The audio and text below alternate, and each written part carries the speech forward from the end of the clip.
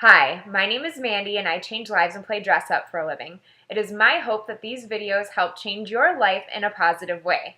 It's absolutely perfect that this is the week for my sustainability video because it's so close to Earth Day. It's also perfect because you may know that I just moved to California, and you also may know that California is in the middle of a huge and terrifying drought.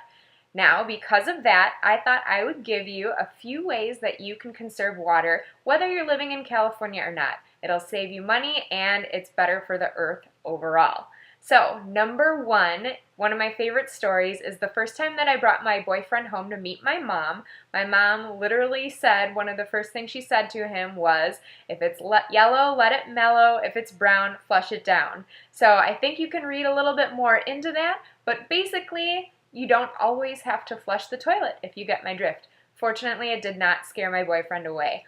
Also, one thing to consider, if you have asparagus or something like that, you might want to still flush it. The next thing is, don't use your toilet as a wastebasket. If you blow your nose, you can put your tissue in the garbage instead of in your toilet. Or if you kill a bug, or if you're near the toilet and throwing something away.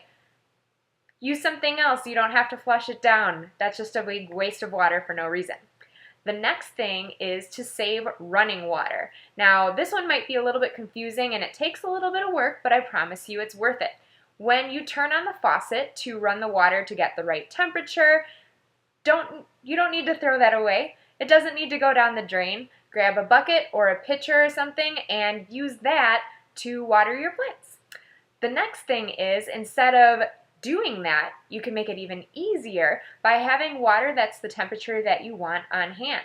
So instead of turning on the faucet and waiting for it to get cold so that you have delicious cold water to drink, put a pitcher of water in your refrigerator and then you'll have cold water ready for you, even if you don't have one of those cool refrigerators with the option right on the front.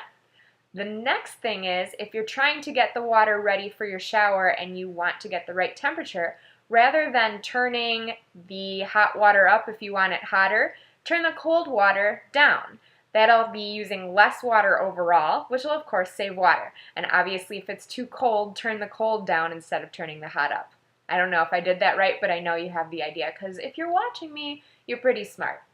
The next thing is, when you wash your face or your hands and you brush your teeth, don't leave the water running the whole time.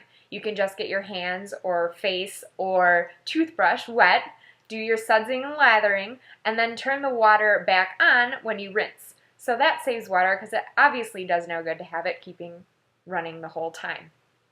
The next thing is, I can't even think about how many times I've seen some meat in the sink in hot water to defrost. Now, I know that that's a good idea in a pinch, but try to plan ahead and just put your frozen meat into the refrigerator the night before, or maybe leave it in the sink without water.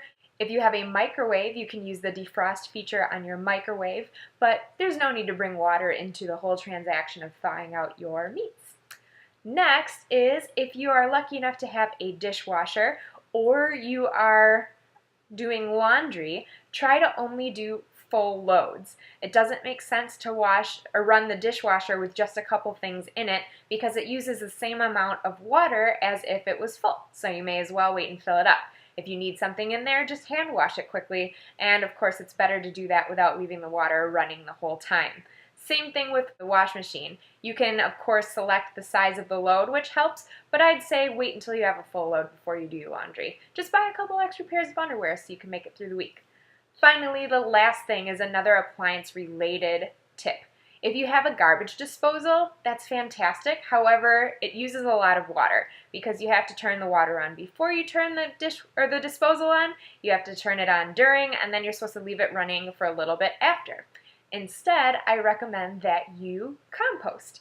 And a lot of cities even have compost that you can have them picked up.